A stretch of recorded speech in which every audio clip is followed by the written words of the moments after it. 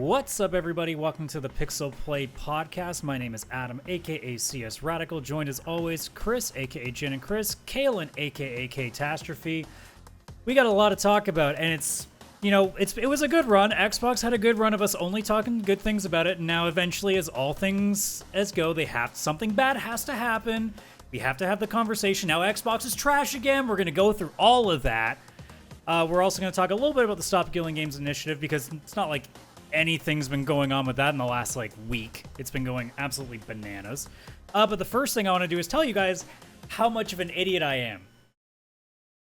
I love the start. Let's do that. I've been telling you this for years. You know how us gamers don't like touching grass, right? Yeah. I love grass. I don't touch it though.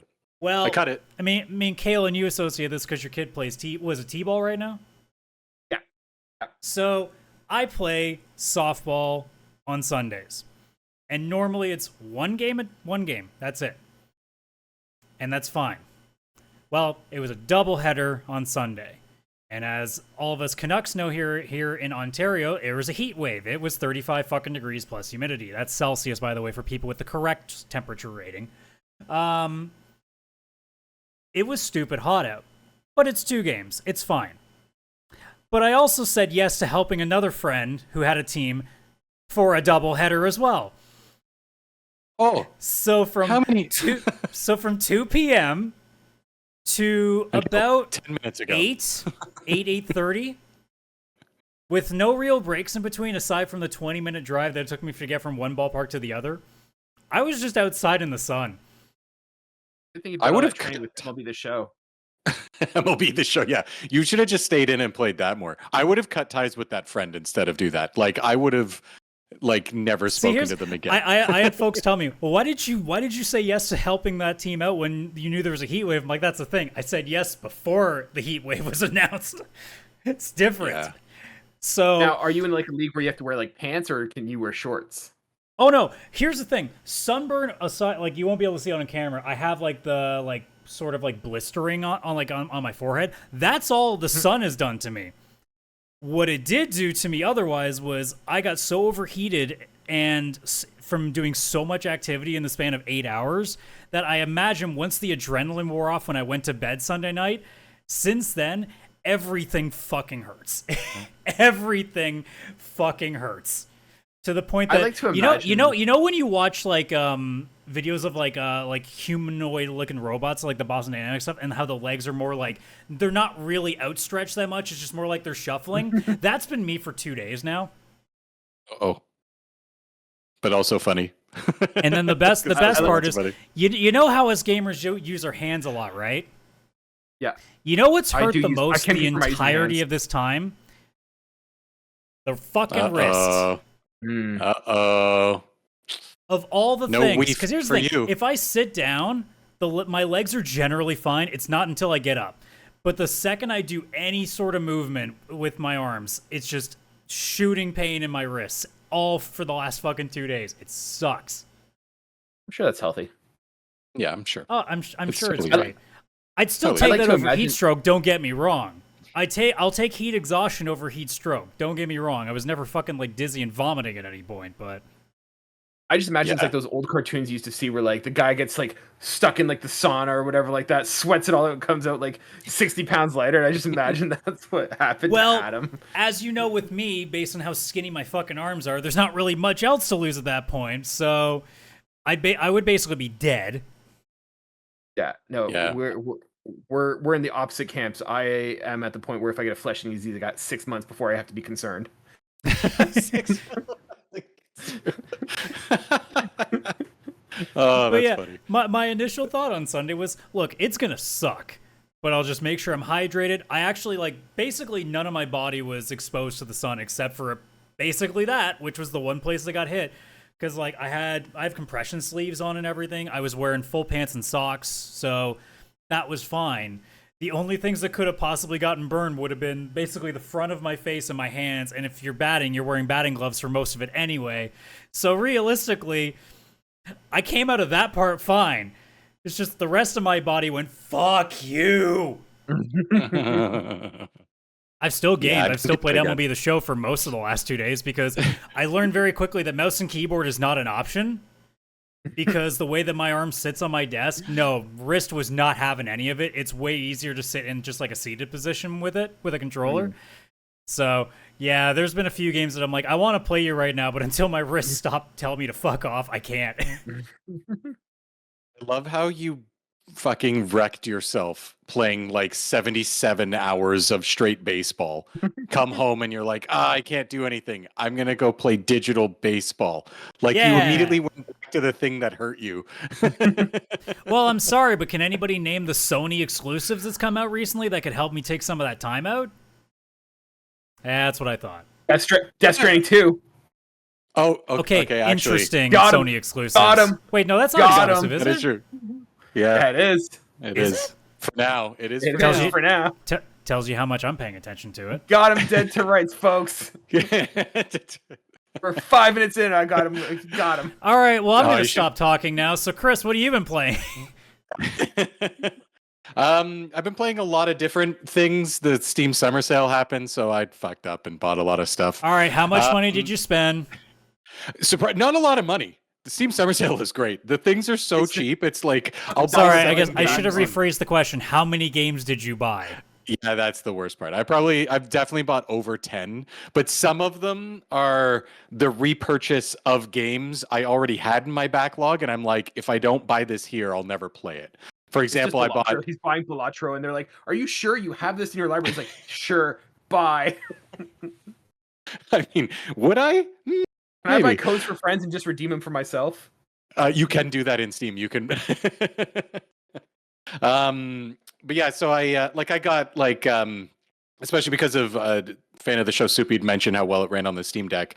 Red Dead Redemption 2. I already owned it on my Xbox, but like it's the only game I bought because in my head back in 2020 during Boxing Day, I was like, I need to get this Xbox game because I won't be having Game Pass forever.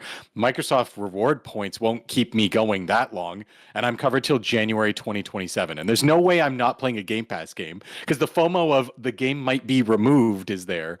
So I'm not going to be like, oh, I'll just play the one Xbox game I own. It will never leave me. Like, no. And I'm not going to play it there. It's like locked to 30 frames per second and all that too. Like it's like the old version. So I rebought that, and I rebought Helldivers on PC. It sucks because I'm going to have to start again. I was waiting for like a cross progression kind of thing. It's not there, but I'm just thinking about paying for PS Plus Essential again in November. And I've looked at what I've used it for, and it's like, I use it for Helldivers. But Helldivers during the Steam Summer Sale was like, I think 30 or 40 Canadian dollars. That's like more than half off of just PlayStation Plus for 1 year. So it's like, it's not necessarily a conversation, like for a full conversation on the show, but it's getting to a point with even me too, where I'm like, do I even need Essential right now? Because like I'm not even really playing Helldivers online with you guys anymore because it's not really an interest of mine right now. So like it almost feels like the kind of thing where it's like I can boot it back up whenever I want to, but do I actually need it today? Yeah. Like when I first got the PS5, I never had a PS4. So PS Plus was a godsend because I got like that PS Plus collection. For most people, it's probably like, I already have those 20 games. I didn't have those 20 games. I mean, I had some of them on PC, but all the PlayStation exclusives, I was like, cool, I can play everything I missed. And, you know, there's that. But it's run out. Like now it's like, oh, here's Diablo 4 and Jusant, which is a great game. I love Jusant. It's that like mountain climbing game that was made in France. But I already played it on Game Pass. I already got 100% of the achievements on there. Guess what also is on Game Pass? Diablo. It's owned by Microsoft. It's going to be on there forever. So I keep getting like all these like double or triple, like Balatro. That's the only game on PlayStation Plus. No, sorry, there was 2 this year. Or in the last like 9 or 10 months or something. It was Sonic Colors and Balatro. Balatro I already own. It was just like an excuse to play it again. And Sonic Colors is great because it was in my wish list to buy, but that game's like $9 on sale. Like I don't need PlayStation Plus for a $9 game. So I actually went in, I did cancel my subscription. It still goes till November, but as of right now, I'm just not renewing it. And the one game I play online, I've moved to PC where cloud saves and online play are free. So screw it. Yeah, I almost thought about canceling it, and then I realized that it already flipped over in April, so now I have it till April next year. So yeah. I just miss the cloud save. That's the only thing I miss from PlayStation Plus because like just transferring my games over and stuff would be better. in cloud. Yeah. Like for example, I want to move like my Minecraft server to like my PS4, and it's like a whole thing to do, and it's like, ugh. That's the only thing. I wish I could pay like $20 or $30 just to like do cloud saving. That's all I need. Oh, if they had that, if they had a package for online and cloud saves and it was like $40 a year or something, I would downgrade to that in a second and leave it. I'd be like, cool, whatever. It's $40 a year. It's like I'd pay $40 for. I mean, it's a family plan of Switch Online, but it's got like me, Kaylan, you're in there, and then I've got like my sister, my nephew, like 8 people for $40 a year, and it's like cool. Like, sure, am I going to really use the retro games? But I actually play that system online a lot because I can't play it anywhere else. It's a bunch of exclusives like Mario Kart, Pokemon, all that kind of stuff that I actually play, right? Yeah, I think the only reason that Essential doesn't remotely piss me off nearly as much is because like that version still at this current point is under $10 a month if I buy it annually, which is what I have it set to. So it doesn't bother me nearly as much because I don't have subscriptions that are that cheap. And I mean, really, it's free games. Once in a while they do hit, so it doesn't bother me nearly as much. That being said, it is getting to a point now where I can't remember the last free one that they dropped on Essential that I've gone, oh, I'm playing that. Yeah. Like there's a bunch I would if I didn't already either own it or it wasn't already on Game Pass. And that's the thing. I think for me, it's because I own both. If I didn't have Game Pass, Diablo 4 and Jusant would have been great as this month. I would have been like, cool, that's a great thing. I would keep it. Was Payday 3 put on there? Because that's one that I think I would have loved to, but it's also one that like no one's gonna play it with me on, so what am I doing? Like single player wise, like they haven't really dropped that like, oh shit, I haven't gotten around to that yet. Yeah, no, not at all. Like, I think the only game I was excited for was that Sackboy game because it was like a game I wanted to play, but did not want to pay $80 for it. It was still also like a launch game. Yeah, that's true. Yeah, so it's just so I got rid of that, and I'm playing a couple now. It's like, okay, if there's any PS Plus games I want to get through, and that kind of leads into what I've been playing. Lego 2K Drive. Played that enough until I was like, I can't do this anymore. Not because the racing, I love the racing in the open world. They keep throwing in these missions like protect the tower from all the zombies, and it's like, I'm a car. Like, you want me to drive around and somehow defeat all these zombies in a car? Like, I could do a couple of them, but they kept throwing them out. I got like 40% into the game completion according to the PlayStation. I'm like, I'm done. I don't need to keep playing this. I've got my PlayStation Plus's worth. And then the other game I started because I was like in a racing mood was Hot Wheels. I can't remember what the heck of the name is. Like Unleashed? Evolution. Unleashed. Two. Yeah. So there's like Hot Wheels and Hot Wheels 2. Yeah, and both are on PS Plus. I was like, I'll start with the second one because I'm assuming it's better than the first. That's a lot of fun. It's a racing game on a Hot Wheels track in like an environment. They're pretty good. Yeah, those games get hard. Like, I was playing it with my little guy, and we were having a great time. But then it gets to a certain point when you're playing it that you have to find like hidden bonus levels to progress the game, and it's like, I don't know what I'm supposed to be looking for here, and I just like that's what made me drop off. But it's a solid racing game. Yeah, I'm having fun with it, and if I hit that moment where I'm like, this is hard and it's a Hot Wheels racing game, that's when I'm going to be like, and uninstall, I'm done. Like, I know exactly when I'll drop off, and that'll be it. And the only other game I've been playing that's actually mine and like I've been loving, Adam, you actually had sent me a little GIF when you saw I was playing it. That's Mafia 2. As you guys remember from the podcast, like, I don't know, was it 3, 4, 5, 6 months ago? I don't remember. I played Mafia 1. The definitive edition, so like the remake or whatever, for the first time. I'm now playing Mafia 2 definitive edition, and it's my first time ever playing this. And I never realized what I had missed by not playing the Mafia games. At least the first 2. I haven't got to the third one. I own it. I haven't heard great things, so I don't know if I'll actually play that one. It's fine. Like, all things considered, it's not like it's great, but it's like 6, 7 out of 10 at best.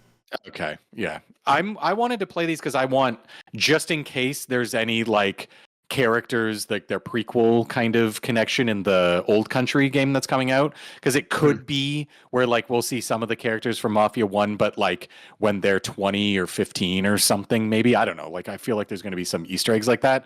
I wanted to already play these games so I could possibly even more appreciate Old Country.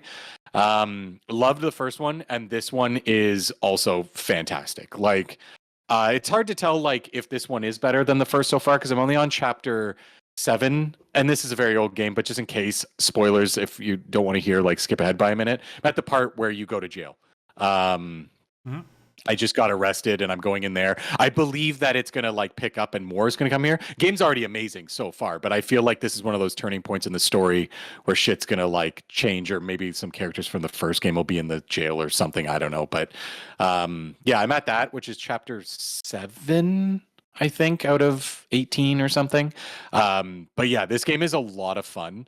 I am loving it, and I was kind of also using it as my way to test streaming from my computer to the TV, and I'm using a new program that made it even better, Moonlight, and I'm playing this game at I put it down to 1440p because then I get 120 frames per second, which my TV can do. So it's like the smoothest gameplay I've ever had. And it's funny, I have this on PS Plus, so I was like, oh, I wonder if this would be fine to just play on PlayStation. It's a lot easier to just turn on PlayStation, click on game and play, but it's locked to the PS4 version of it, and it's like 30 frames per second and like 720p or something. And I'm like, okay, so what? Like, it's blurry and it's like really jittery. And I was like, all right, never mind. I'm just gonna focus on the PC version and stream it. And it's been like an amazing experience. So highly suggest anybody who has a Steam Deck use Moonlight. Oh my god, it's insane to stream from your PC to it, even hooked up to the TV with like 4K and all that kind of stuff.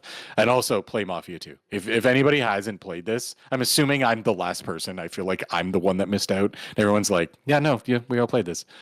I mean, it depends. No, you're not the last one. Oh, sorry, go ahead. No, I was gonna say, like, you're not the last one to play it. Like, I played it when it came out, like I was a teenager, and I was playing it on my PC at the time, and I hit a bug or something like that. There was like a mission, and once again, spoilers for Mafia 2. There's like a mission where you have to assassinate like a politician or something like that. It's early in the game, and it was a bug. I couldn't get past it, and I'm like, that's it. And that was the end of my Mafia 2 playthrough. So I never went back to it. Oh, okay, so you never actually did finish it. Okay. No, and like I'm now in a position of like, how do I play it? Because I only have a console game, and like you said, it kind of runs like ass on PS4 or PS5. Yeah. So did you have Mafia 2 on Steam? Do you know? No, this is back in like 2005 or 6. So like this would have been when it was on a disc. It was on. I got the Mafia 2 disc. No, because the funny part is that the only reason I have Mafia 2 Definitive Edition is they gave it to everybody for free who owned the original Mafia 2, which I got for free in 2013 or 2012 for voting in the Game Awards. They had it where if you voted, you got a free game, and I voted twice, and I got Civilization 5 and Mafia 2. So at the time, it was like a $5 game. It was like, yeah, here's the game that's old and whatever. But I ended up getting the remaster or whatever it is for free because I was given the original also for free. So it's pretty funny that it's like come full circle. And it's not like it's expensive either. Also, thank you YouTube for those watching on video for the feed just suddenly dropping on the video. That was great. But on Green Man Gaming, it's like $5. So like, it's always cheap. Yeah. I got Mafia 1 Definitive Edition in the Steam Spring Sale for $3.74. So that's what kind of kicked off this Mafia thing. Obviously, they're going to put them on sale because the Old Country's coming out. They want to build a little bit of hype for anybody who hadn't played them yet, like me. And yeah, they're fantastic games. Yeah. What about you, Kaylan? What have you been playing? Mark your calendars. It's a big year. It's a big day in 2025. I beat a video game. Yeah. Mark it. Chalk. Put one up on the scoreboard for me. Got a Yoshi calendar right here. I'm just going to mark the day. Love it. Quick. What is the day? I'm almost proud of you. Thanks. Thanks, Dad. Proud of you. You sound like my dad. So I finished Assassin's Creed. I rolled credits on it. Something like, I'd say probably about 55 hours, give or take. I didn't mainline everything. I haven't platinumed it. I was really enjoying the game. Overall, one of the best Assassin's Creed games of all time. Yeah. I think like they've hit some speed bumps that kind of detract from it. But let's start off with what I like. I really like the stealth mechanics. This is one of the most stealthiest Assassin's Creed games, if you want it to be. If you play as Naoe, the Shinobi, super stealthy game, going around, stabbing people, sneaking through. It was awesome. I love the setting. Japan, super cool. Playing as a ninja in Japan, super cool. I felt the map. Well, let's start with like I said, the stealth is good. The missions are great. The world design is awesome. Like it feels like Japan. I absolutely loved it. In terms of like some of the issues, like I don't know if I'm gonna finish this in terms of platinuming it, and like the problem I have with this is a problem that has been within Assassin's Creed for a long time. This game is too big. There is too much to do, and a lot of it's bloated. Right? I talked about it a couple weeks ago about you have random ass characters who are like kill 100 pirates, and I'm like I don't know, I don't want to do this, and like everything seems to open up another assassin. I'm gonna call it assassin table where there's like anywhere from 4 to 8 different people. You have to go and find them and stuff, and like very much Assassin's Creed, but it's like at a certain point I'm like I'm getting tired of this, and I find that once again there's too much map. Right, I did all of like the main areas, and then I still had like Tamba, I had Key, I had another one, I forget, Omi I think it's called. Yeah, and it's like by that point like there's just so much emptiness in these last areas especially, that like nothing's happening, and it's like I don't know what I'm doing here, and this map is too big.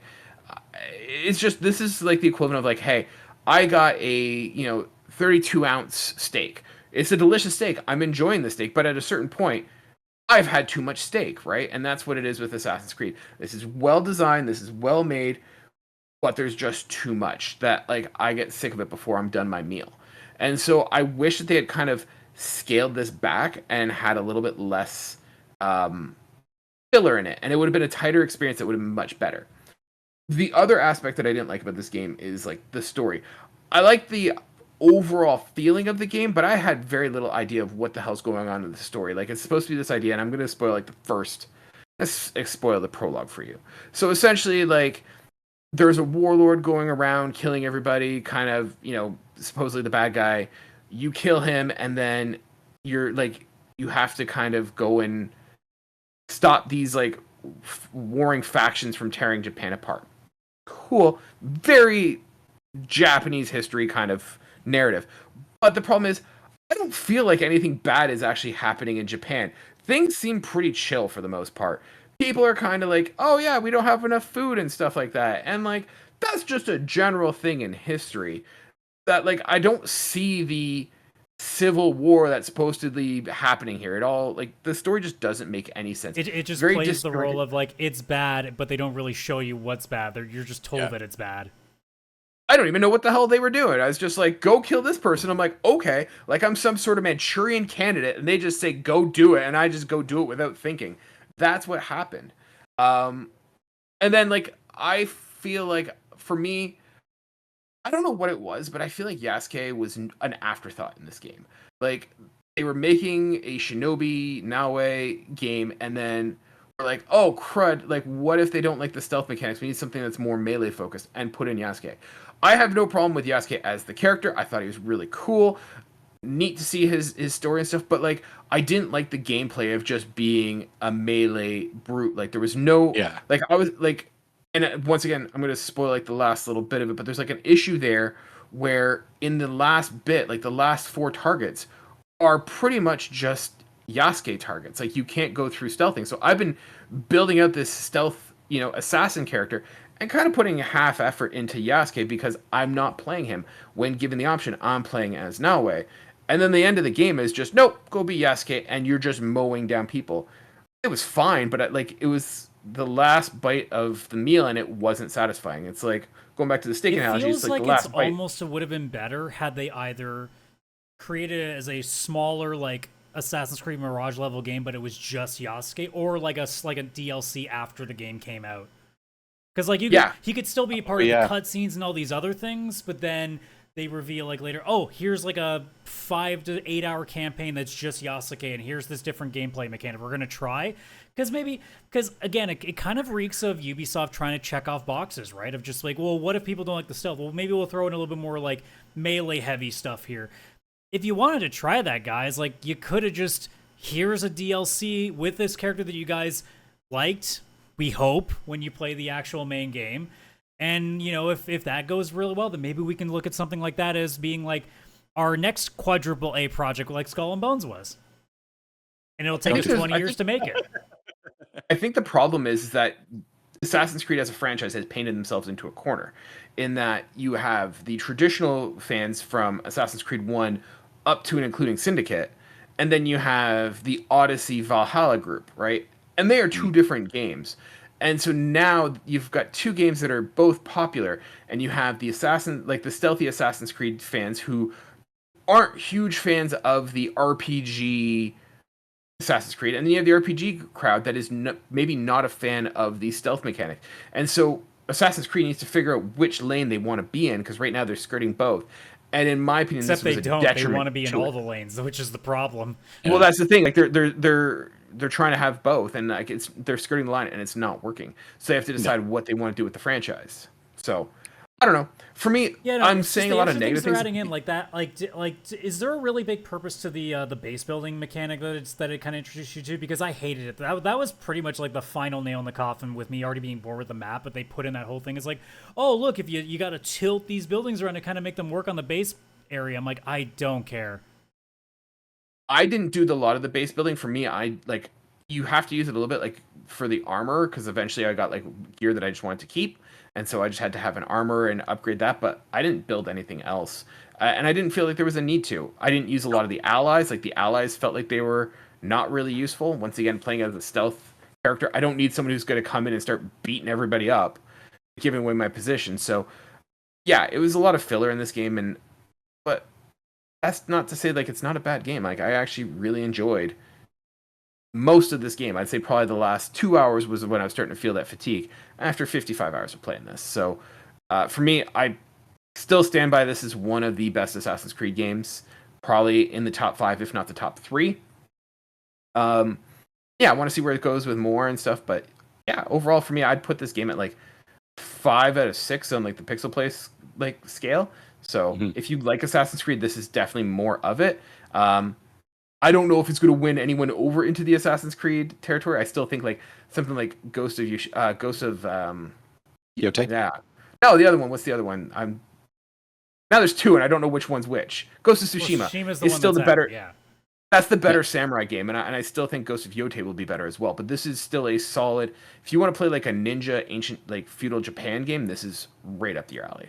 I have a legitimate feeling that when Ghost of Yotei comes out, I'll put more time into it before I inevitably give up on it, because I seem to always do that with open world games right now.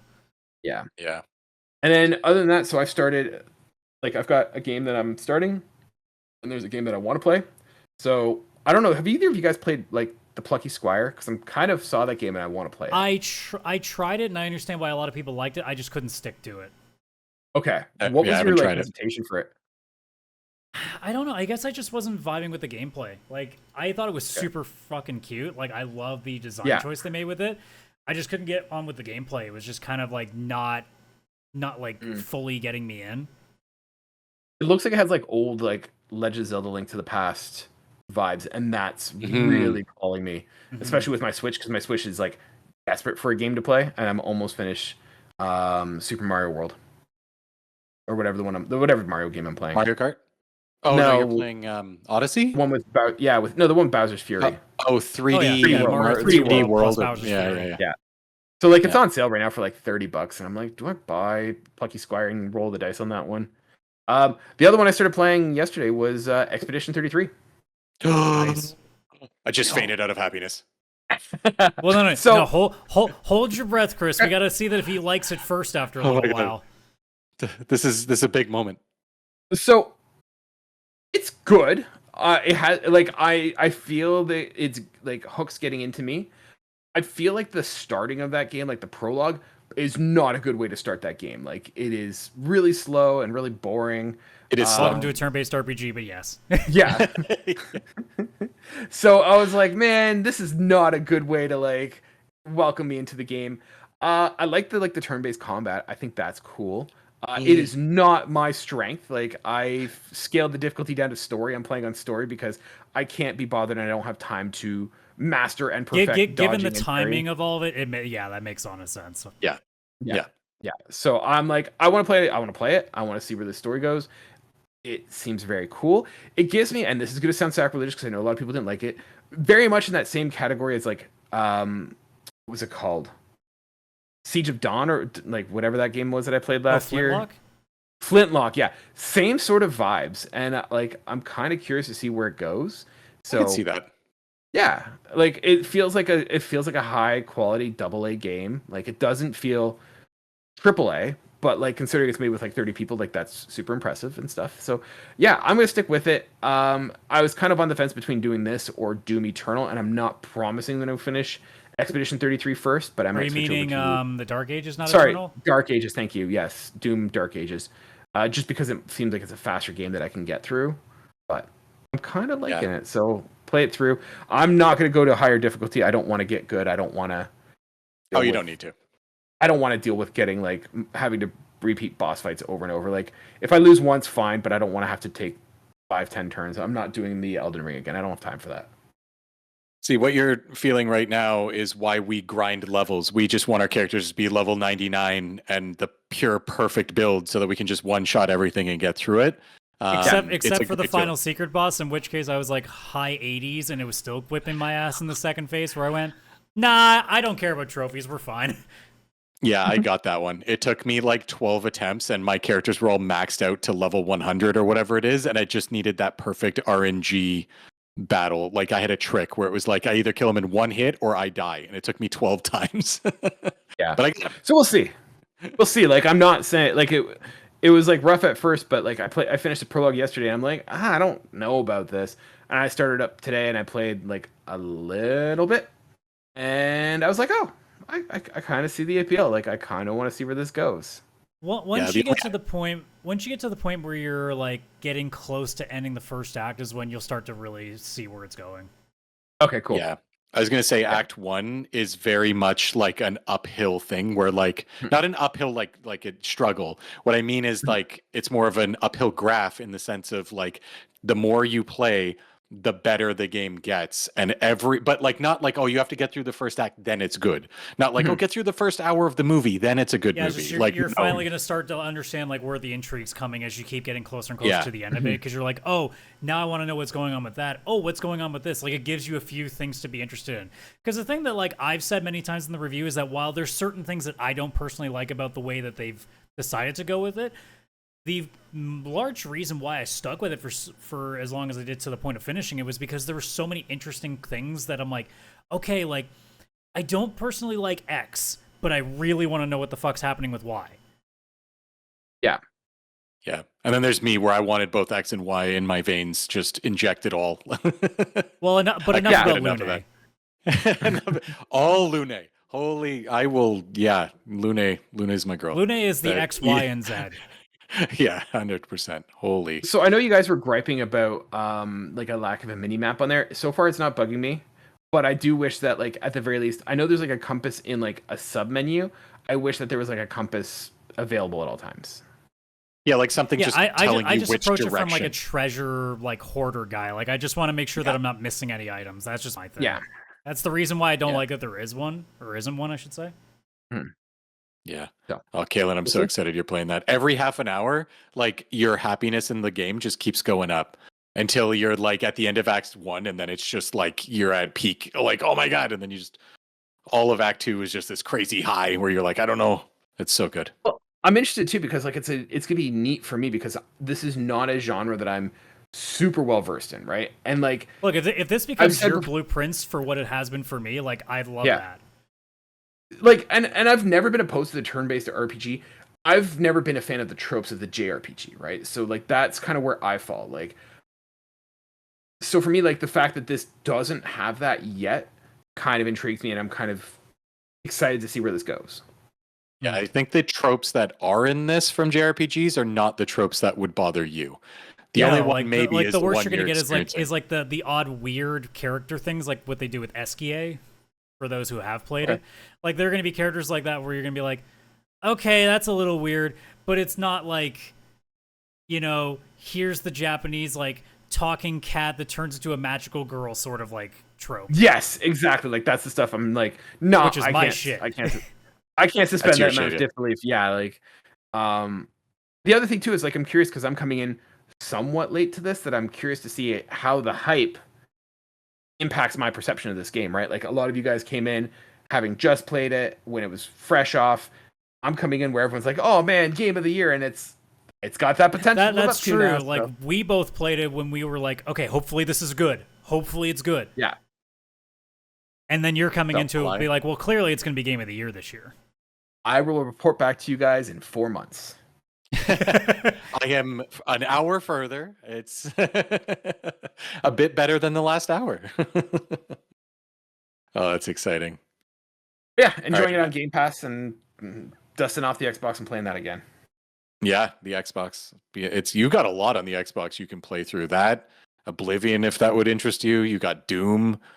Mm-hmm. Obviously, he's avoiding Oblivion because he doesn't want Jenny Bezos to take any sense of looking at an Elder Scrolls game again. It's too risky.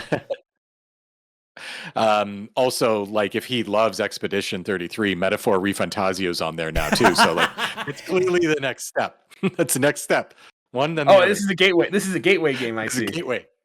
Gateway right to the most anime JRPG I think I've ever seen.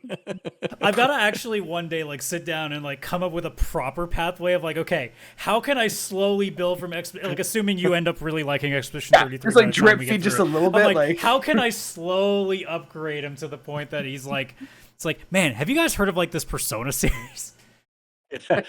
Guys, I played Kingdom Hearts 3. Like it's just like, whoa. I think that's a podcast. There's a side quest for you guys one day. Once you guys are finished all like the retro games, do a side quest of like how do we slowly like boiling frog Kaylan get him from like Expedition 33 to the weebiest. That's not a side quest. That's like a 17-hour stream with like people in the Discord coming in too to be like, all right, guys, we really got to plan this.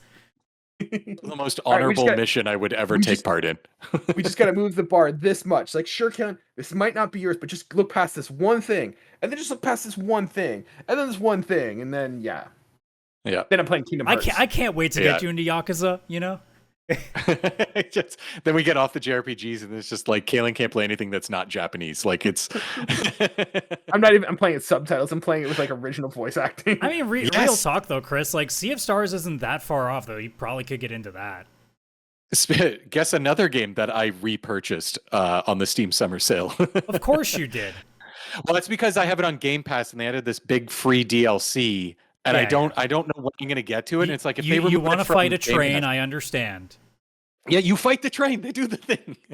But I was like, I love this game. It was my game of the year. Like, was that last year or the year before? No, I don't know. But whatever year it came out. 2 years ago. Yeah.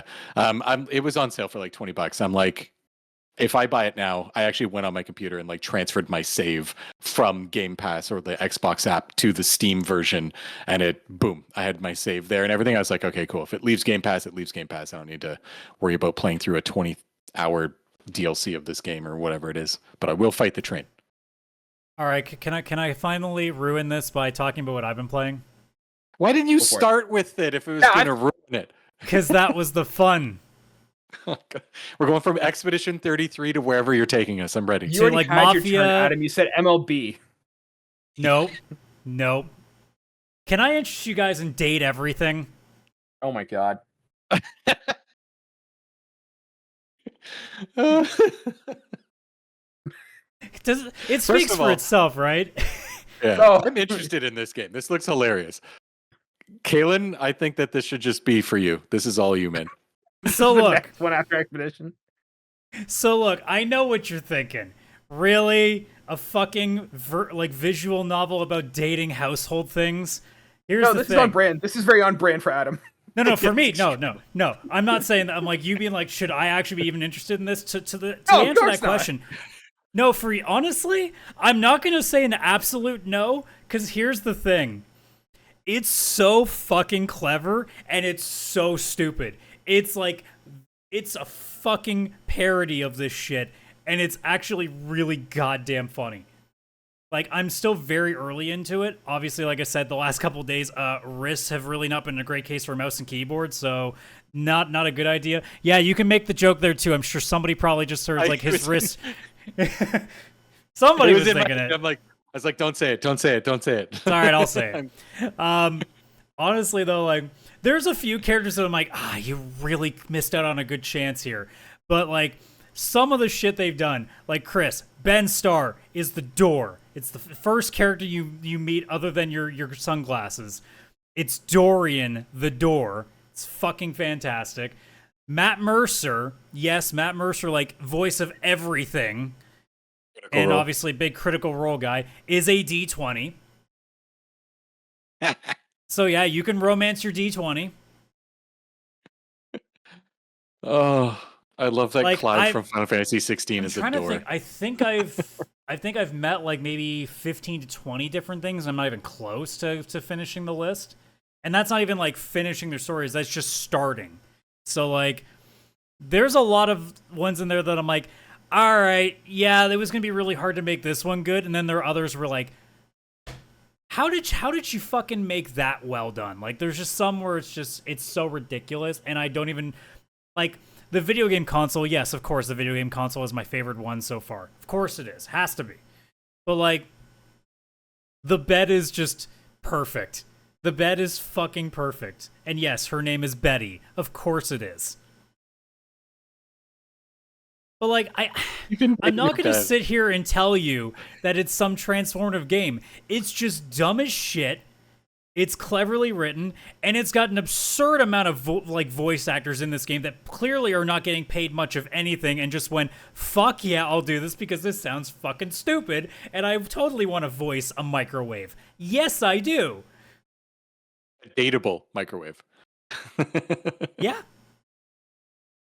Like, there are some where it's obviously like, this is either like one of their first like gigs or like they've only been doing very small roles. And then there are others where you're like, what are you doing here? You don't need to do this.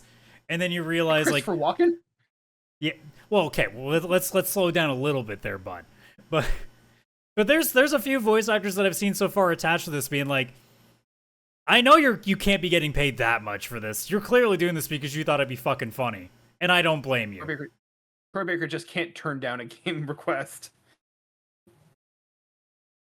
But yeah, no. Like, it's I'm not going to sit here and say it's anything special. It's just stupid as shit, and that's what I'm here for. Adam, you're an And I just really wanted to ruin Kaylan's vibe. That's all I really wanted to do. Kaylan, if you're wondering what the next game is after Expedition, that's the one. Oh yeah, that's the next step. It's like turn-based dating of like household appliances. It's pretty much a JRPG trope. Well, you know what else is a trope? Because you know that's the best I'm gonna get a chance of segueing. Studios getting closed. That's a goddamn trope in this industry right now. Yep. Yeah. So the Initiative is shutting down, which means Perfect Dark, which unsurprisingly is not coming out, which I honestly kind of considered was going to happen anyway. Bad timing. I was looking at our YouTube analytics, and I like we have like one where it's like, is Perfect Dark in trouble? And someone just responded, no, they're closed. I noticed that our short that we released, like, and this predates Chris being on the show. That's how old that video was. And I was saying, oh, is Perfect Dark in trouble? And people are suddenly like, there's somebody who commented on it being like, oh, like I can't remember what they said, but I'm just like, you didn't check the date of this, did you? Oh, it's all good. No, I appreciate the comment of just like letting us know. I like love it. Just love it. The sassiness right there. Like, no, it's closed. I'm more just confused how the algorithm pulled that video up all of a sudden when clearly so many other people have made recent ones. The algorithm giveth and taketh away. Yeah. This is why we're never famous. Well, apart from the fact that, you know, we all are terrible at social media, but no, we're not famous because we keep talking about dating our furniture sims. No, that's the problem. We're not doing it enough. That's true. That should be the best thumbnail. video on our channel is me talking about an anime JRPG, Kaylan. I think you're misunderstanding the algorithm here. Oh shit, maybe I'm the problem. I'll hold this back. Oh. This channel would do so much better if Kaylan would just play like 5 more games a year. Just 5 more. It's like I keep trying to listen to the next episode of the show, but Kaylan won't shut the fuck up about Assassin's Creed. It just won't stop. Finish a goddamn game, Kaylan. By the way, like and subscribe if you haven't yet. But the Initiative shutting down, so Perfect Dark's gone. Everwild and several other projects that we're not sure about, like. Look, maybe some of them weren't going very well. I understand, but like, it's at a point now where we keep asking the question of, you're making record profits. We know this. Like, we see your quarterly meetings. We see your statistics because, like, all these places post it. So you're not fooling any of us when you say it's done for any other reason other than you're trying to look good for your shareholders. And you wonder why we all hate corporate executives, why we all hate companies in general, and why people are way more gravitating to the indie publishing scene. Because we're kind of just getting tired of this. And, like, I think in general, like, that's been the biggest takeaway of this one especially, is that people are finally getting a bit of, like, you know what, Xbox is doing really good right now. And the second this news story came out, well, not even the news story came out, like, when the room, like, we knew, like, 2 weeks in advance they were going to be laying people off, if not more than that. And people were like, great. So they're just doing what everybody else does again. This is their, like, fourth one or something in the last 2 years, isn't it? I don't know the exact numbers, but I know it's, like, not the first layoff round that Microsoft has done recently.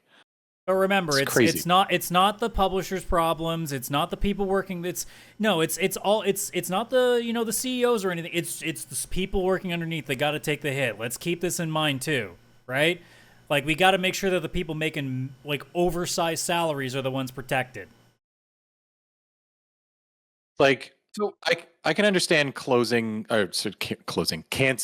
some of the projects, right? Like Perfect Dark, I thought it was, like, close to completion kind of idea. Kaylan, I don't know if you were in that. Sounds like it wasn't. Like 2 years ago, but it wasn't. Like, I can understand where it's like eventually you got to pull the plug on something that's not working. Yeah, like, these are games that were also in limbo for a while. Perfect Dark Everwild was also in limbo for a bunch of time.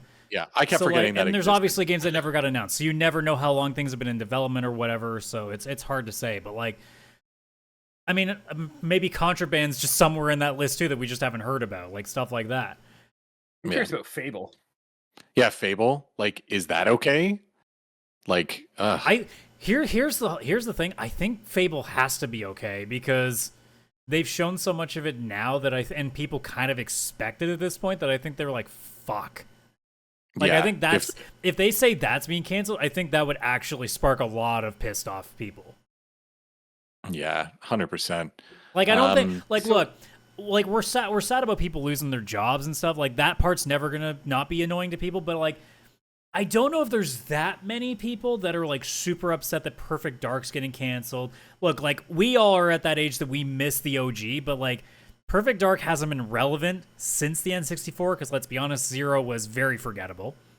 So, like, that's not a license that anyone's paying attention to. Everwild is just a new property, so it's not really that. And I mean, other games that we think of that have been canceled, like Scalebound, like, is anybody caring that got canceled now that we're years out from that? No. Like the games themselves are not the problem.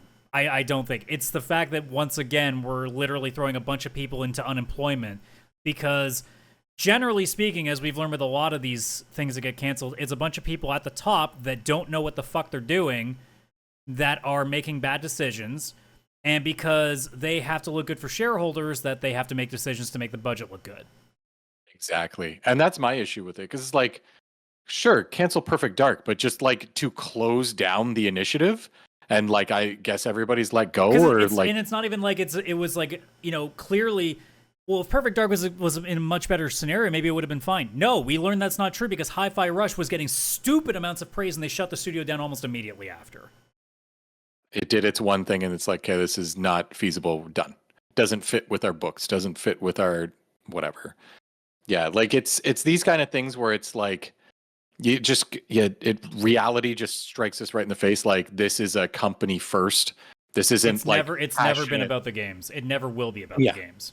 No, it's like Microsoft can be like, this is an Xbox, and here at Xbox we love gaming and we're gamers. And don't get me wrong, this is nothing against 98% of the employees that work there, because I guarantee a lot of the developers and stuff, they got into developing because they love gaming. Like, this isn't the employees, but it's the people that are clearly there because they're making their stock options. Yeah, exactly. Like, shareholders and all that. Like, they're not, like, Microsoft clearly bit off way more than it can chew with getting all of those acquisitions and all of that kind of stuff. You know, it's great that they're trying so many things, but it's kind of like, would some of these developers been better off not being bought by Microsoft and just trying to find some financial aid elsewhere or whatever, and like not being pulled in. Because if I was a developer right now, not a developer, sorry, but like an actual like company, development company and small company, whatever it is, and Microsoft's like, oh, become a Microsoft studio. I don't know if I'd want to. Like, I feel like, what safety do I have now joining you, because you answer to shareholders, and you might just cut us off. What major publisher do you join? Oh, I wouldn't join any major publisher. I'd have to figure out financing. I'd make an indie game. I don't know. I'd go do my own thing. Like, screw it. I don't know. Kaylan, you've been looking like you wanted to say something for a couple minutes. I just like, it does suck, but like I want to put it more into context of like what's going on. Like, we need to separate like Microsoft from Xbox, in the sense that Microsoft is a large IT company where Xbox is a blip in terms of what they do, right? Yeah. And so this is not a thing where Microsoft is targeting the game division, right? And I think probably what it is, like, I think Microsoft lost something like 9,000 employees or something like that. And I don't think that's all from Xbox, right? Like, there's other divisions. We just happen to be looking at this particular silo. And so I don't want to come across as like a corporate shill or anything, but I don't think this has anything to do with gaming. I think probably what's happened is that they had to make cuts across the board, and Xbox falls into that Microsoft portfolio, and they had to take cuts from there, as well as probably other divisions as well. And so what you see is studios like, the Initiative, which is working on Perfect Dark, which we've all admitted, apparently in hindsight, was not performing well. You cut that studio because it's not performing. That's not to say that everyone got let go. They're shutting down that studio, but there was probably people who got tapped on the shoulder and said, hey, come work on this or come work on that. And so I don't want it to make it seem like this whole Xbox has an out for Microsoft, or sorry, Microsoft has an out for Xbox or something like that. I think this is just, they were caught in the crossfire of a bunch of divisions that were being hit.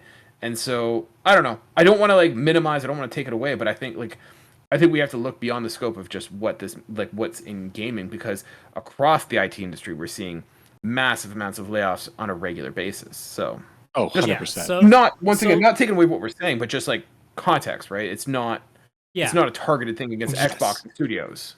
So it's Microsoft, the company as a whole. Yeah. 100%. So let me make this perfectly clear. And this is the part where we don't generally talk about stuff like this very often, because we're supposed to be a gaming-centric podcast.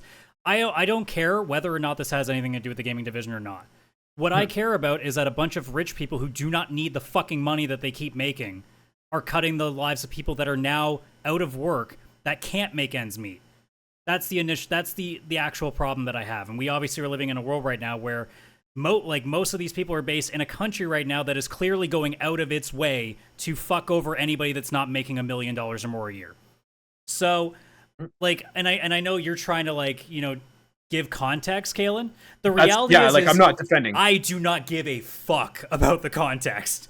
It is a reality of these fucking pieces of shit are cutting people to potentially homelessness because they're fucking billionaire or millionaire shareholders are like, oh no, I'm not making $20,000 this month. I don't care. And I don't care if the game sucks. I don't give a shit. Fucking make it work. You have billions of dollars. It's not our fucking problem. It's not their fucking problem. The people that are doing the grunt work for you, that you guys don't understand your business model. Here's a fucking idea. Stop over budgeting for shit you don't need and start actually spending your money wisely. But that's the thing. You fucking cling to all this shit so you don't actually understand how to spend money properly. So you end up making these dumbass decisions like look, we can get into it as well. Game Pass, which has fucked up your entire business model because no one's buying games anymore. And now companies essentially have to make a perfect game to have any shot of making money. That is on you. But Phil Spencer's not going to step down. The people on the board in Microsoft are never going to step down because it's never their fucking fault. No, it's the people underneath them that have to take the boot. And that's why I'm fucking upset. And I don't like being in this because we're not supposed to be doing this on a gaming podcast. But this has happened for such a consistently long period of time that I'm fucking tired of reading these stories. And that's why almost all of these major companies that I don't give a fucking cent to anymore, because they don't deserve it, because they don't do anything responsible with it. And the fact that so many people's lives are being destroyed because of these people makes it that much worse. Yep. He's got fired up. We got fired up. Oh, Adam. yeah. I love it. Yeah. See, look. Fired up. Adam is the best I fired think up. I've got myself so fired up, my arms don't hurt anymore. Look, I did something good. The blood flow's going everywhere. Now the pain's gone. Just breaks his wrist clapping. So you know what's interesting though? Like shifting a little bit away. The interesting thing that's come out of this is that I've seen a bit of a turn in terms of like the perception that people have towards Phil Spencer, and I'm curious, like if his time is up, right? Like he used to be the article. He used to be there the was cool somebody that wrote guy. an article saying that has Xbox considered laying off one person instead of thousands, and it was talking about him. I can't think of what site it was. It's not even like from a management perspective, but like I think back to like 5-6 years ago, how Phil Spencer was the cool like gaming, corporate guy, and now we don't really care when his face shows up anymore. Well, not only that, but like I think people now have like with all the negative stuff that's going on with Xbox, like no, like I it's feel like he's lost a lot of that. Yeah, like he's the face of Xbox. In the same way that a lot of shit you associate with Jim Ryan right now, still. Oh yeah. So like he's the face of. He gets the wins, but he also takes the L's. And even the thing of like the best example, Wii U is a fucking failure. Do we still say anything bad about Satoru Iwata? No. Because he did the actual thing that we expect people to do, which is it was your call, you take the hit. Yeah, I don't know if we expect him to do this in this day and age, but he did the thing that he should do. If the Wii U had happened today, that would have been our expectation now. Back then, like it was unheard, like we wouldn't even thought that was a concept. Yeah. Yeah. Yeah, like I'm just curious, like I wonder how long because like I mean, I realize even if he gets let go, it's not going to change anything. It's just going to be another suit that stands at the top taking orders anyway. Oh yeah, 100%. But it's just interesting because like Xbox is in a weird spot because like they're coming off of one of like the best 12 months that they've had in calendar year, and it's gone. But like they keep screwing it up. Like I feel like I'm watching like Mel Brooks is like the producers where they're like, we need to make this fail, and like they're like, God damn it, Expedition 33 is like killing it. Fuck. Close some stuff. We need to burn some. I think it's kind of an interesting thing, though, is like most of the stuff that succeeded for them, though, are the stuff that we honestly didn't think would. Like, the closest thing would be Indiana Jones, which I think some of us thought, like, well, the license will probably carry it a little bit. But I was sitting here being like, I don't think this game's going to be any good, honestly. None of us I was worried. Well, like, you guys were nowhere near in my camp, which is I think this is going to be bad. I was just hopeful because it's indie. Well, yeah, Chris, you were definitely in Star Wars territory where it's like, I'm going to cloud every bit of vision that I have because I want this to be good. Yeah. But like South of Midnight and Expedition, did we think either of those are going to be even like remotely interesting? No.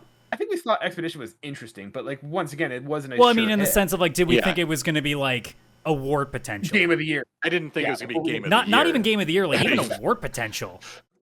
It was risky. The big one so far is Doom, and honestly, like the reviews are kind of saying like it's good. Like it's like fine. I'm not hearing amazing things about it. I heard it's more Doom, and that's that confirms which is not necessarily a bad thing, but it's not like it's not blowing our socks off or like surprising us kind of thing. So it's at a point that like it's not like it's the expectation that we had that it was going to be top tier, and it's like just slightly below those expectations, and we're like, oh, okay, that's kind of disappointing. But then you have like South of Midnights and your Expeditions, and you're like, damn, like that was actually surprisingly really goddamn good. And Indiana Jones, wow, Bethesda, you actually understand how to make a video game again. Congrats, I didn't know you guys could do it.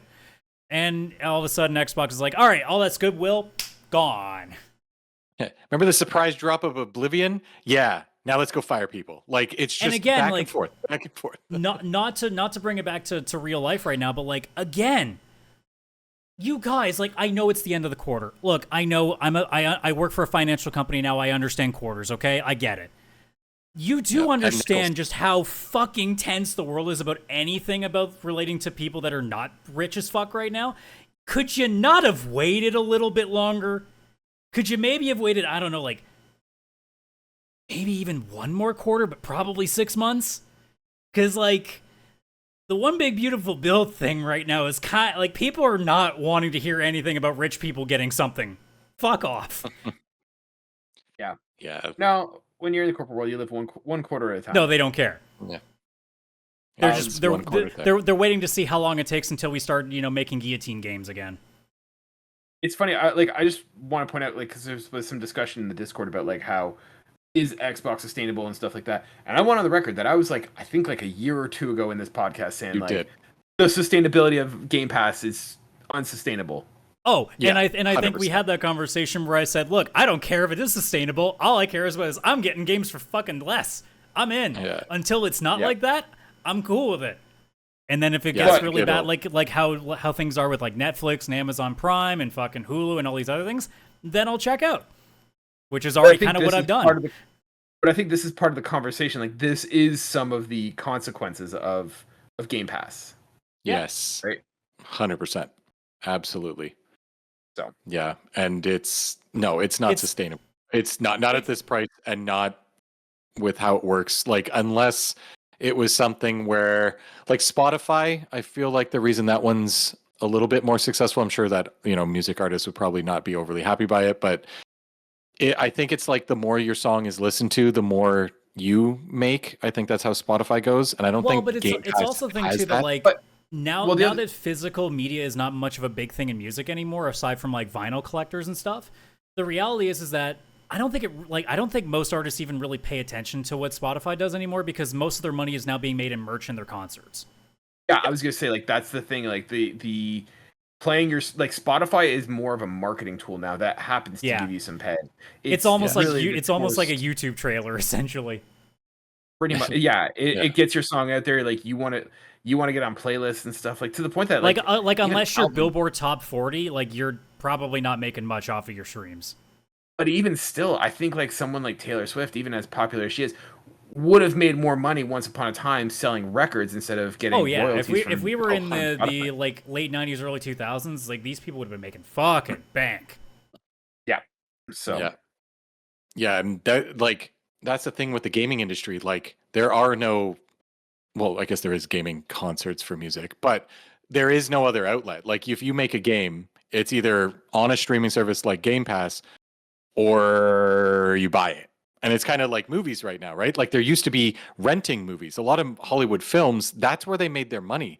If it didn't do well in theaters, that was okay, because then it went to Blockbuster, and they had all the home rentals, right? Or not even home rentals, but I remember Matt Damon was saying, there was an interview with Matt Damon. He was saying, the reason why you're seeing less small budget movies is that, you could take risks with them. And even if it bombed at the box office, most of your money came from the selling it afterwards and the home. People would buy DVDs, they'd buy VHS, they'd rent them, they'd get a piece of that. There was so many other outlets, and that's what's happening with this whole Microsoft Game Pass and all that now. We see it with PlayStation. They're pushing for, extra and stuff like that. Nintendo, they haven't really pushed it yet, because they've offered some DLC and stuff, but it's mostly just at the same retros. time, Nintendo's not really it's not like the service they provide. It's also why it doesn't cost that much too. It's because they even understands there's not really much to offer. PlayStation's just real. I think PlayStation's kind of the closest to getting the model right. They're putting games on there, but they're not putting their biggest ones on there because they understand that they can't. If they do that, they're basically there's no point in even making these large games, because they're not going to make anything back from them. They also would argue they have no games. But we also just started the show by saying we're all canceling our subscription because we don't see the value in it. I think honestly, I think all of these subscription models of having full games on there is not beneficial to the industry as a whole. And as much as I hate to say it, I think Nintendo has the right idea of hey, we make our games and they stay that price. Is there a reason why Ghost of Tsushima gets a discount 6 months later, a year later, right? There's an argument to be made of the reason that we're talking about us canceling our PlayStation plan is not necessarily because the service itself is bad, it's because PlayStation themselves are not releasing anything first party that gives us a reason to even use the console. That's the real problem, which also comes to mind with the fact that, when you're making 10 live service games instead of good actual games, that doesn't help. I don't know how you guys were using Extra, but I don't really care whether or not they were putting first party games on Extra, because the reality is if they're good enough, I'll buy them. What Extra was for is for me to try games that I normally wouldn't. Similar to what Game Pass was.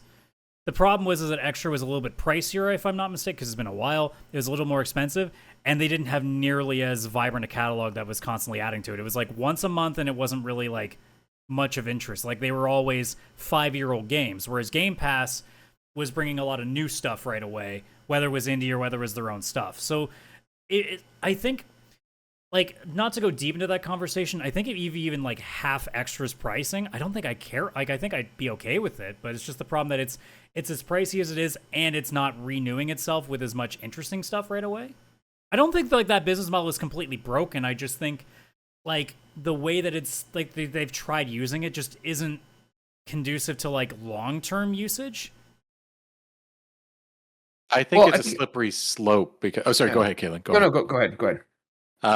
I think it's a slippery slope, and it's because you want to make it more of a value proposition by having better games on there, right? So you'll want God of War like to go on there after it's been out for a while. It comes to the Extra service. But in order to do that then and get these games, especially third party, well, now they have to increase the price because it costs them more to get these other developers. Now the price goes up. People go, well, now it's not worth the value that it was before. So it better have even better games on it. And then, of course, you get other games that are now put on there. And then the cost goes up for Sony and they got to raise the price again. And it kind of goes back and forth, back and forth, back and forth. Like, that's why we see the downside of, like, because we don't know how much these deals end up being for, like, because you wonder, like, could you balance it out by giving really small indie devs a shot by giving them a lot of exposure and not paying them nearly as much, and then also having it next to, like, I don't think that there's a point to having an Assassin's Creed Shadows or like anything of that level on these services. I don't think that's really what it should be for. Like, I honestly think you could make it, like, the best case scenario for an Extra or Game Pass would be the AA, like, indie sphere. Like, hey, you want to play the big boys? You got to pay up front. But if you want to have like some cool, interesting, like, niche experiences, and you don't want to risk like paying $60 for it, take a crack at these and see what happens. Like, I think that's kind of like, I don't know what the best scenario is, because again, without knowing how much you pay to get these licenses, it's so hard to say. Like, in my mind, I'm thinking, well, if you just limit how many big names you throw on there, it'll probably cut the cost of your licensing down, and maybe you could drop the service down a little bit, and maybe you reach out more to more indie devs. Because I mean, Game Pass does it relatively well, I think, speaking, but like, I think you could do, like, there's so much stuff on Steam indie wise that, like, you could do so much with that. Like, can you imagine if Steam, even for $5 a month, did something like that, and it was just like random ass indie games that pop up on the new releases every day on Steam? It would explode. If that was a thing, I, as a person, would explode and cover it in my backlog. That's you would buy 79 years of it. Instantly, before they put it up in price. Yeah, I think that the only way any of this is sustainable is if it's like the bargain bin, right? Like, DVDs and Blu-rays would come out and they'd be like, I think $25 or whatever back in the day. But eventually there'd be that bin where it's the older movies. They've had their run. Nobody's going to go get them. Because we make like the joke that Extra only puts 5-year-old games on it. I don't think that's a bad thing. The problem is of course, these major publishers are probably still asking for an arm and a leg, even though their game is, no one cares about it anymore. Yeah, so it's got to be a service where they have like a set price. Like, listen, developers, this is our set price. If you want your game on our service, this is what it costs, and we'll give you this money. And that's why it's like, it's developers that have gotten down to that point where it's like, this game's not making any more money. We sold 3 copies last year on Steam. All right, let's throw it on to that Extra service, and at least we'll get, $500,000. And it'd be great for companies that are having like games that are like based on need and people like live service but aren't like free to play. Like, you're talking like say Helldivers just goes into like absolute, like, they're just, numbers are dwindling. No one's playing it anymore. Encore. All of a sudden, like, it's the one I can think of that actually pay money for and is good, right? So it's just the one example that comes to mind. Like, they could go, you know what, shit, like, we need to inject some life into it. Why don't we put it on Extra, and we'll get some numbers back in, and maybe that's the point where we release a new DLC pack, we bring some old people back in too, and we got a bit more life going again. Like, I think there's some ways to make it work. I just think the problem is like, Xbox is assuming they can just throw fucking Doom at it, and it'll get them so many more subscribers. It's not going to at this point. Most people have made their minds up by now. And PlayStation is going the route of, we're going to put basically nothing on it except for games that everyone's bought by this point, and no one's going to care about it. Because like every time they announce a new month, I go, wow, that's a lot of really cool stuff. It's a shame that I've played 90% of it. So like, I don't know what the best option is, but like, it's again, without knowing the financial structure of how it works, like, it's so hard to figure out what that is. Like, we as gamers are just kind of looking at it from the lens of, like, what we think makes sense. Problem is we have no fucking clue about the other side.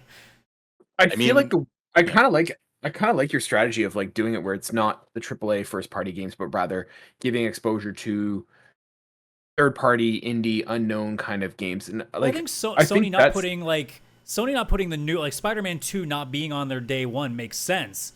It's just what they're putting on extra is not exactly bringing you in either.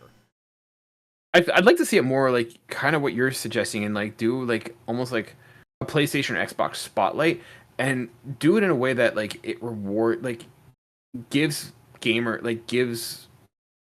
an out for the company in the sense. So like what you can do is like one of two ways. I have two different ideas of doing the model. So like you sign up and either all the games that are on that platform that month share the pot. So if Xbox, let's say, raises, $10 million that month in terms of subscriptions, everyone who has their game on there, shares that pot. It has to be vetted by Xbox. They choose it. They curate it. If you get on that list, you get a percentage of that month. So if your game is good and you bring in more players, you get more money, right? And then you can choose to stay on for the next month, or you can dip out if you don't find it's worthwhile.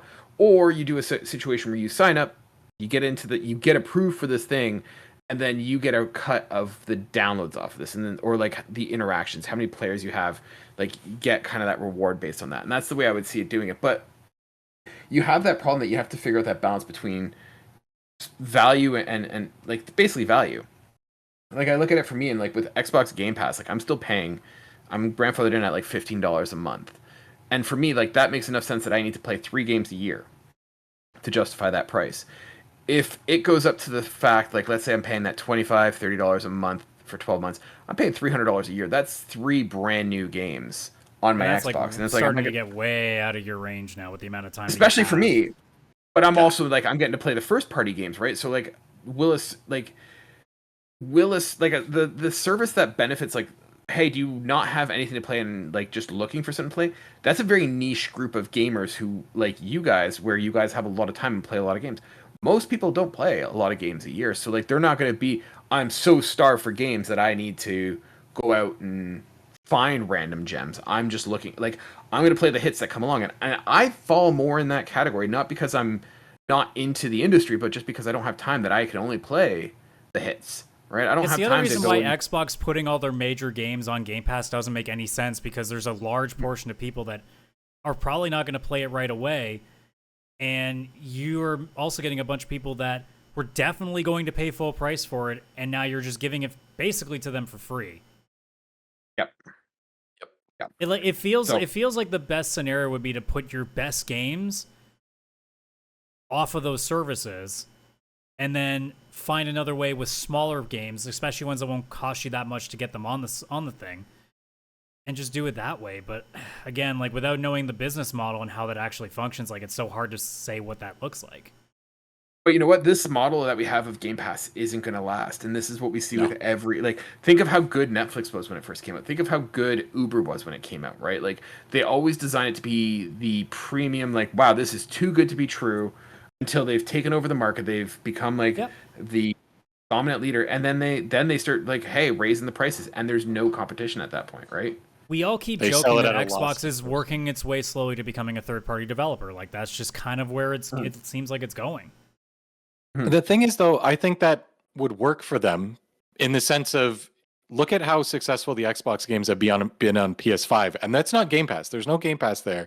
That's just like people wanting to buy Indiana Jones, Forza Horizon 5. That game's like 3 years old, and it was in like the top 2 on PS5 for monthly sales and stuff, right? Like there's desire for their games to actually be purchased, but it's just not on their own platform. They only seem to make money when they put it on Steam or PS5, or I bet when they put the odd game on Nintendo Switch, like they put Ori and the Blind Forest, Sea of Thieves, I think, or something is on there. Like I think there's even sales there, and I imagine that is a huge moneymaker for them versus, like trying to ensure that they keep the monthly subscriptions going on the Xbox console. It's also a challenge to want that route to happen, because again, like you're always going, do you really want another console to leave the market so all of a sudden the competition lessens?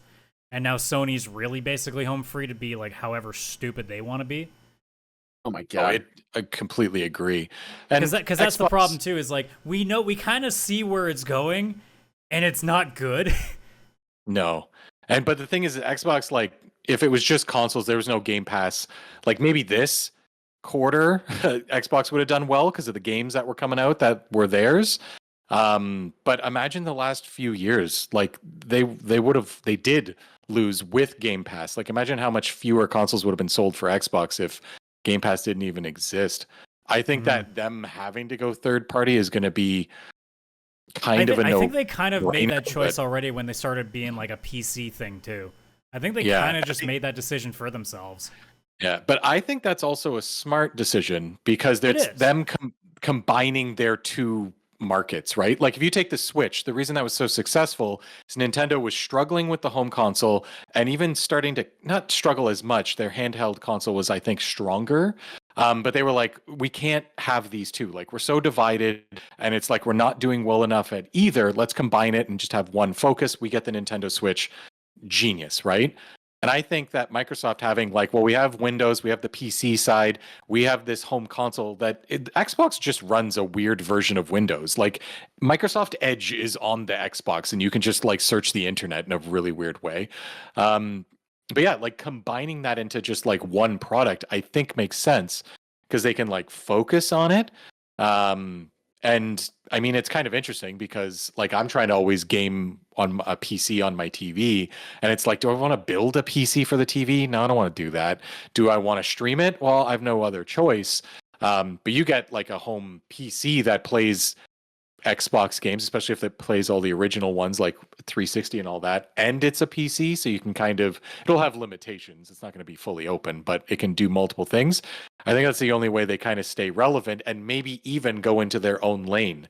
We get Nintendo that's doing its own thing. Sony will be the only true home console AAA version, like not the Switch version. And then you'll have Xbox, which is like a PC enthusiast, but also works on the TV kind of thing. I think that hardware wise is the only smart move, but I think that if they still try and purely focus on Game Pass and everything goes on there, people are going to buy that because they can play Steam on it. And yeah, you'll have your subscription to Game Pass, but that doesn't mean people are going to keep it. They may have it for 3 months, play the games they need, drop out, but they'll keep using the Xbox thing, but just to play Steam. And Xbox doesn't get like any money from the Steam store. They only make money if you buy it off the Xbox store. Nobody's going to do that. Because now it's Game Pass or Steam, right? Like, I don't know. I really do think that them focusing so hard on Game Pass has led us to the moment where, like, not all the layoffs, obviously. 9,000 people, I think it was something like 40% was like related to the Xbox side or something like that. But still, like, it's one of the reasons we're here. They've had to acquire all these studios because they didn't have enough things going on Game Pass, I imagine. Like they needed those games, so it's like, well, we need to have a value proposition for our product. I would even go a step further. Like it's a multitude of reasons. Game Pass is part of it, but I think it's again what we've talked about many times here is that they're spending too much money and too much time on games that are too fucking large. Oh, 100%. Like again, that's a whole other conversation we could have. Yeah, that's a whole other podcast right there. Like literally, just make smaller games that don't cost $200 million. You probably can get away with a little bit more. Yeah. If you can churn out, like, let's say 10 games a year, you can make Game Pass work along with the third-party stuff. But the problem is if you're Sony, you have one game a year right now. If that. Yeah. Imagine that was going on PlayStation Plus Extra or whatever, like even premium. Yeah, imagine people actually gave a shit about that service. I don't think that's really affecting PlayStation sales much. Yeah, I don't understand the whole premium, whatever. That's a whole other podcast too. But we're getting, I think we're up to like an hour and a half already. Anything else you want to add, Kaylan? Or? I think we're going to wrap it up here. Like, I got nothing else. Yeah, but before I spend another 30 minutes on like fucking the New York mayor race or some other shit that I start pulling into it because I'm starting to get into that mode. Well, we don't worry about your blood pressure. Well, no, it's fine. It's fine. In fact, again, my wrists are good. The blood pressure was helping. I think that was the solution. I just need to get angry for no reason. All right, well, that's going to do it for this episode, guys. Thank you so much for checking us out here. So you know the drill. If you're watching on YouTube, like and subscribe. If you're listening on any audio platforms, if you can give us a rating, please do so there. Otherwise, share with all your friends. Obviously, too, if you can comment what your thoughts are on things, obviously do that stuff, especially the important one. Make your RPG suggestions for Kaylan. We need help. We need help. We need help figuring out what the next step is. You're so close. You're almost there. It's so close. We're on step one. Speaking of Xbox, Friday's side quest, Chris and I are going to be talking about Xbox 360 remakes we want to bring back, so we're almost done there. And then obviously the Linktree, linktr.ee/PixelPlay Podcast, where the link to our Discord is, and a bunch of other things that we don't use. About the same amount of people that use PlayStation Extra probably use the social media links on that thing, so it works out nicely. All right, folks, well, that's going to do it. You guys enjoy the rest of your day wherever you may be. Take care. Bye-bye for now.